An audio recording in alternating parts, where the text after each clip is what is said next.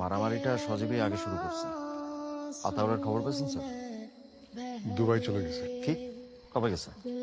তাইলে এখন কি করবেন স্যার? সজীবকে বের করবেন কেমনে? স্যার, মন্ত্রণালয় থেকে চিঠি আসছে। কিসের চিঠি? কে কোন জেলে যাবে সেটা মন্ত্রণালয় ঠিক করবে। স্যার, সজীবের একটা না একটা ব্যবস্থা হয়ে যাবে, কিন্তু ওই বাবা, ও কি করবেন? অডিটে আসলে তো ধরা খায় যাবো স্যার। আর তাছাড়া এখন জেলের সবাইও জেনে গেছে, ওটা তো বেরও করা যাবে না। স্যার, অন্য কোনো ব্যবস্থা যদি করি? না মানে, ওই সেল তো 50 বছর ধরে বন্ধ, জিনভূতে রাখা।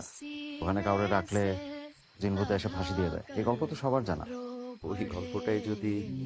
কি বলতেছেন আপনি? মাথা ঠিক আছে আপনার? স্যার, রাত্রে কোন ভূতে এসে বাবারে ফাঁসি দিচ্ছে কে জানে।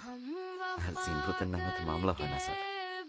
ও বোবা, পিটাইলেও শব্দ বেরোয় না, সো কোনো ঝামেলা নেই।